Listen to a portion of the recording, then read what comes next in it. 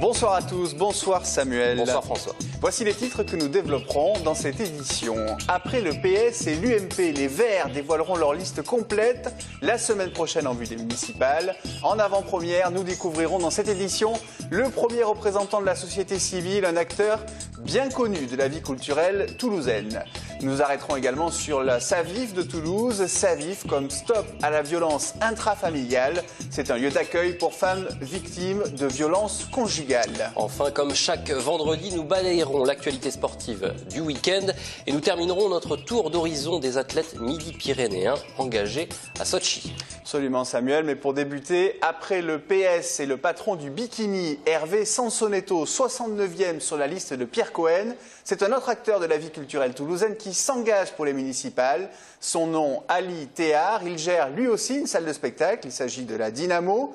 Nous vous l'annonçons en avant-première, il sera le numéro 9 de la liste des Verts et son premier représentant de la société civile.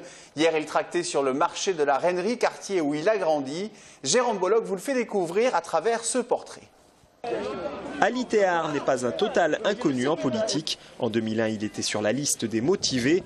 Aujourd'hui, il dit s'engager aux côtés des Verts car il estime nécessaire un ancrage encore plus profond à gauche à Toulouse, notamment sur la transformation des quartiers. On a travaillé pendant 6 ans sur une transformation urbaine de ces quartiers. Il est important aujourd'hui d'avoir le souci de l'humain sur ces quartiers-là, en matière sociale, en matière d'emploi. On est sur Reinerie aujourd'hui. Il y a 50% de jeunes qui sont au chômage là-dessus, sur les questions liées à l'emploi. L'important, la ville peut beaucoup de choses aussi, sur l'insertion notamment, sur les transports et la mobilité de ces jeunes par rapport à l'emploi. Acteur culturel important à Toulouse, Ali Théard a notamment été l'un des initiateurs des rendez-vous du 38 à Ampalo. Selon lui, il reste beaucoup à faire en matière de politique culturelle dans les quartiers. On ne peut pas dire que c'est le désert, mais on ne connaît pas, on ne comprend pas la politique culturelle de la municipalité aujourd'hui et qu'on est peu ou prou sur la continuité de ce qui se faisait avant, avec de grands événements en centre-ville et le désert pratiquement sur la ville. On est à Reinerie. À Reinerie, il y avait Rio Loco sur la place Abal où nous nous trouvons. Rio Loco a immigré sur Ampalo, qui va immigrer sur Isard. Il y a un saupoudrage que la municipalité ancienne de Moudinque et d'Oust-Blazy exerçait à merveille et on est dans la continuité. Les autres noms de la liste Toulouse Vert demain seront dévoilés mercredi prochain. Politique toujours et la gauche plus divisée que jamais en vue des municipales. Oui Samuel, avec une 7e liste qui se crée, celle de Lutte ouvrière menée par Sandra Torremocha. C'est la conséquence de l'échec du rassemblement avec d'autres composantes d'extrême gauche qu'avait tenté Jean-Christophe Célin, un candidat soutenu par Jean-Luc Mélenchon. Jérôme Bollock a rencontré Sandra Torremocha pour savoir ce qui l'a motivé à partir seule en vue de cette élection. On l'écoute. C'est la démocratie, les électeurs choisiront, chacun défend son programme et je crois que plus il y a le choix, plus l'opinion publique pourra trouver vraiment exprimer ce qu'elle ressent. Et pour les travailleurs qui sont en colère et qui veulent vraiment faire entendre la voix du monde du travail, une voix qui dit voilà, on est communiste révolutionnaire, on en a marre que ce soit toujours les travailleurs à qui on présente la note de la crise, on n'y est pour rien et il faut dénoncer ce système capitaliste, dénoncer ces patrons, ces grands patrons qui font la pluie et le beau temps et qui aujourd'hui mènent toute la société dans le mur. Aujourd'hui, il y a plus de 100 000 chômeurs en Haute-Garonne. Qu'est-ce qu'on fait? On ne peut pas faire comme si de rien n'était. On peut toujours discuter, est-ce qu'il faut un métro, est-ce qu'il faut un tramway, mais le problème fondamental pour les Toulousains, la population laborieuse, c'est comment on fait pour trouver un travail. Et ça veut dire qu'il faut qu'on impose l'interdiction des licenciements, qu'on impose le contrôle des travailleurs sur les comptes des entreprises, parce que là, on verrait qu'il y a de l'argent pour maintenir les emplois et les salaires. Voilà, Sandra Torremocha qui tentera de battre son score des municipales de 2008 où la liste Lutte ouvrière avait rassemblé 0,83% des suffrages. Social à présent, héberger, écouter, renseigner pour agir contre les violences conjugales.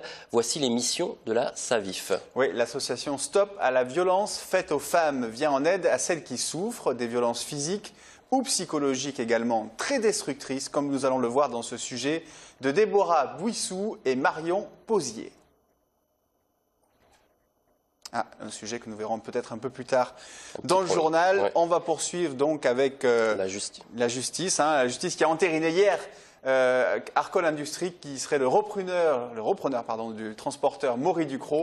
Un repreneur qui conserve un peu moins de la moitié des 5000 salariés, soit 2210 emplois. Qu'en est-il de la situation sur le site de Bruguière, situé à une vingtaine de kilomètres de Toulouse? Marlène Canal nous en dit plus. Première information, l'agence Maury Ducrot installée à Bruguière ne cessera pas son activité. Elle fait en effet partie des 50 agences sur les 85 qui sont conservées.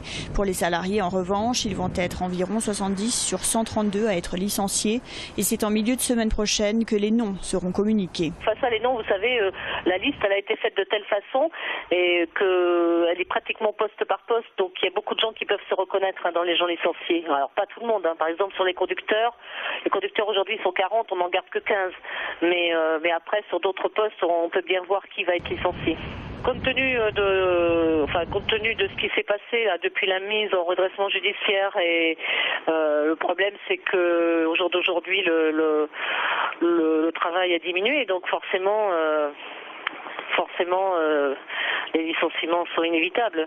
Il aurait fallu une autre politique d'Arcole Industries, un développement pour que l'emploi soit maintenu. C'est au terme de longues heures de négociations entre l'entreprise et les syndicats qu'Arcole a revu le plan social à la hausse. Pour les salariés non repris, en moyenne, ils devraient toucher 22 000 € en fonction de leur ancienneté. De longues heures de négociations avec une CFDT, syndicat majoritaire, un peu téméraire, qui n'a signé l'accord de reprise qu'in extremis mardi. Vous savez, quand il s'agit de sauver l'emploi, la CFDT trouve toutes les solutions possibles pour en sauver le maximum. Et puis la seconde chose, c'est pour ceux qui malheureusement vont rester sur le carreau, il ne faut justement pas les laisser sur le carreau, et la CFDT a là aussi pris le temps pour obtenir des garanties supplémentaires. Je peux vous citer deux exemples.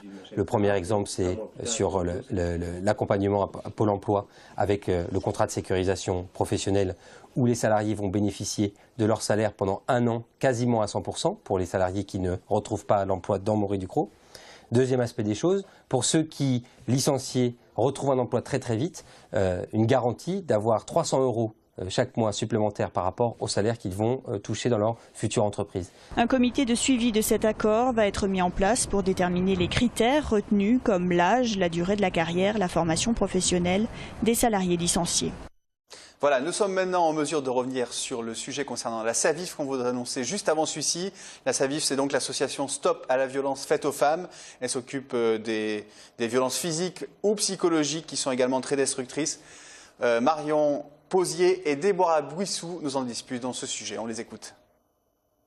En France, une femme meurt tous les 2 jours et demi suite à des violences conjugales. Ces violences ont entraîné en 2012 la mort de 148 femmes et 9 enfants. À Toulouse, l'association SAVIF, Stop à la violence intrafamiliale, est un lieu d'accueil de jour, d'accompagnement et d'insertion sociale pour ces femmes victimes de telles violences. L'important, c'est pas de passer d'une dépendance par rapport à son conjoint violent à une autre dépendance à la SAVIF. C'est vraiment l'accompagner. Moi, j'insiste sur le mot accompagnement. On l'accompagne pour pouvoir qu'elle puisse se reconstruire, retrouver, comment dire, toutes ses capacités pour pouvoir être autonome et responsable de sa vie en tant que femme et en tant que mère aussi. En 2013, l'association a reçu 452 personnes, dont 9 hommes.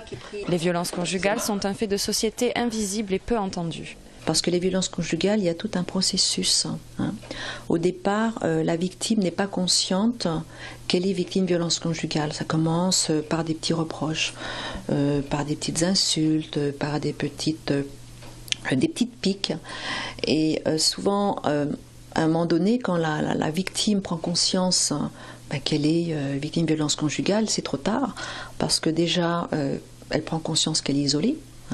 Elle prend conscience qu'elle n'a plus personne autour d'elle, à qui demander de l'aide, et à un moment donné, elle croit que c'est sa faute, parce que aussi l'objectif d'un homme violent, c'est de responsabiliser ses actes de violence sur sa victime, en disant de toute manière, si je t'ai crié dessus, si je t'ai donné un coup, c'est ta faute. Depuis 2010, les violences psychologiques sont reconnues comme une forme de brutalité conjugale. Par ailleurs, les victimes, médecins et accompagnateurs s'accordent à dire qu'à long terme, ces formes de violence seraient plus dévastatrices que les violences physiques. Sylvie a 76 ans. Elle a subi des violences psychologiques et verbales durant 50 ans. Suivie par la SAVIF, elle a accepté de témoigner. Et quand il élève la voix, pour moi, c'est une blessure.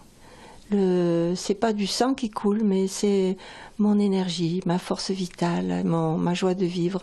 C'est tout ça qui s'échappe par la blessure.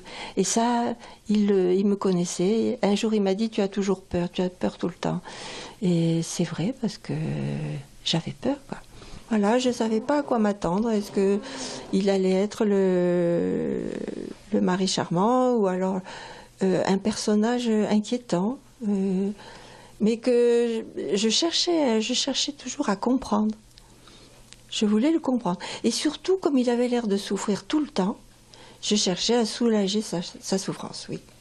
Cela fait 2 ans que Sylvie a passé le pas. La parole se libère de plus en plus et les femmes hésitent moins à porter plainte.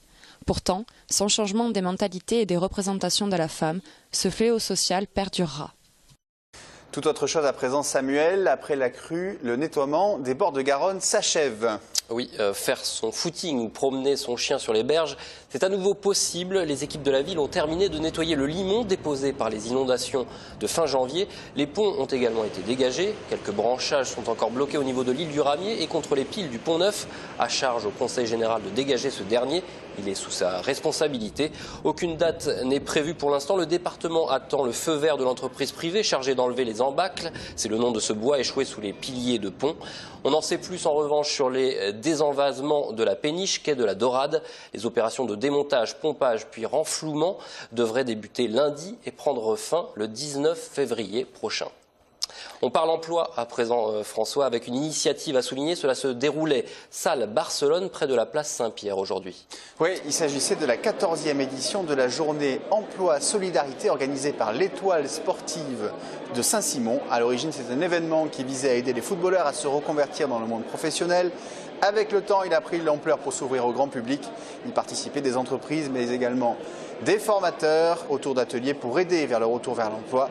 Les organisateurs attendaient plus d'1 millier de participants. On va écouter Frédéric Bouygues, organisateur et président depuis 3 ans de l'Étoile sportive de Saint-Simon. La journée de l'emploi du 7 février, en fait, on y travaille toute l'année dessus. Et toute l'année, on reçoit des offres. Et toute l'année, on reçoit des CV. Et on met les gens en relation. On essaye de sélectionner un peu de chaque secteur d'activité. L'idée, c'est effectivement qu'il y ait une rencontre, qu'il y ait un échange. Et à travers ces échanges-là, oui, pourquoi pas qu'il y ait un emploi au bout. Parce que entre le besoin et l'offre, c'est une question de moment. Nous voici à la page sport de cette édition. Samuel, une page sport particulièrement fournie, avec pour débuter les JO de Sochi, bel et bien lancés. Ça fait 2 heures à peu près maintenant. Oui, c'est le grand jour. C'était la cérémonie d'ouverture de ces Jeux à 17 h. Quelques images pour nous mettre dans l'ambiance avec un joli feu d'artifice. Des images d'ailleurs signées France Télévisions.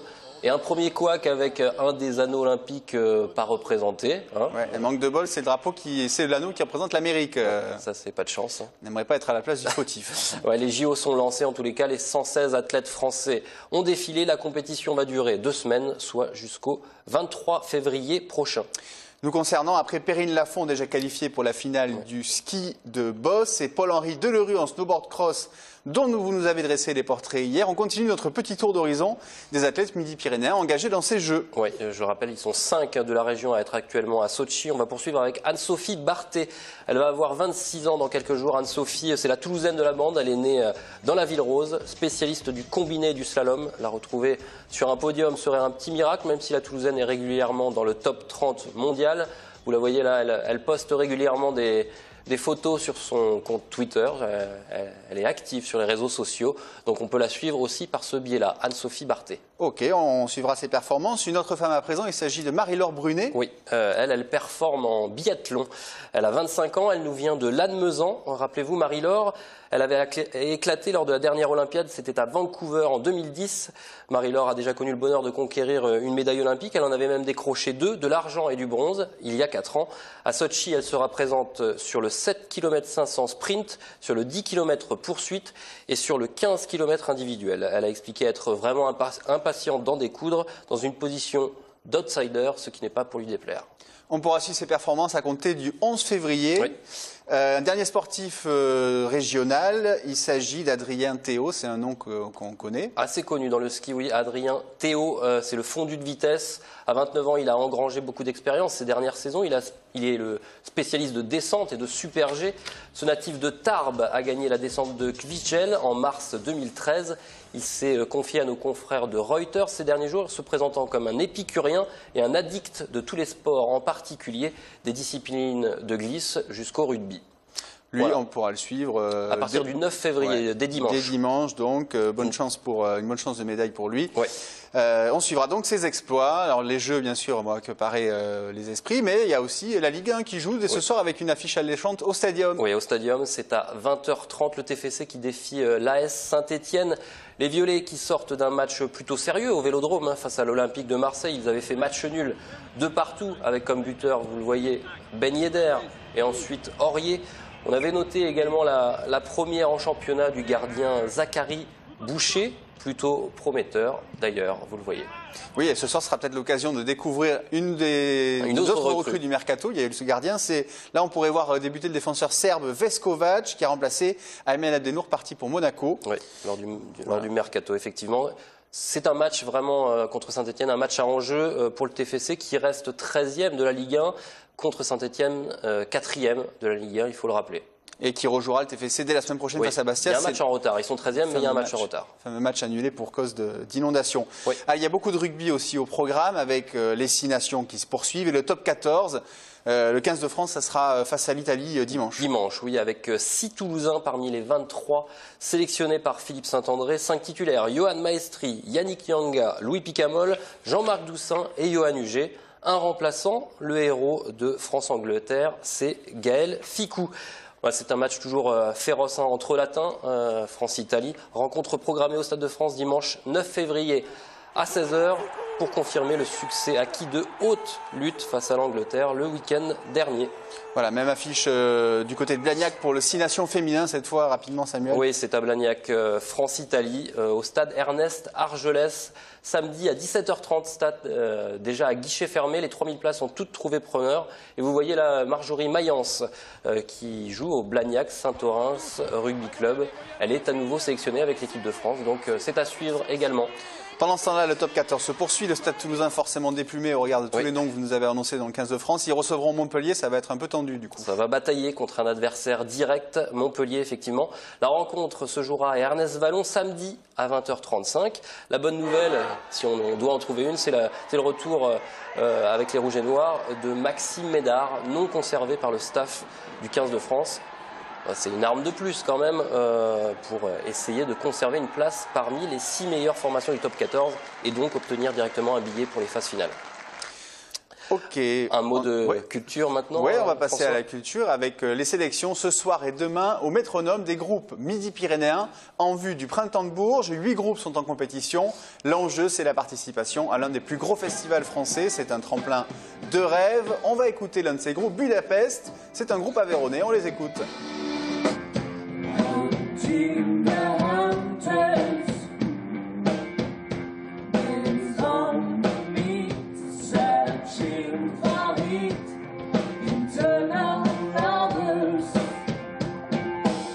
Voilà, on vous signale également pour les amateurs de musique le groupe londonien Breton. Breton qui est en concert au Bikini. Breton, c'est du rock sombre et péchu qui n'est pas sans rappeler Métronomie, un groupe réputé pour ses performances scéniques et visuelles à découvrir dès dimanche 20h.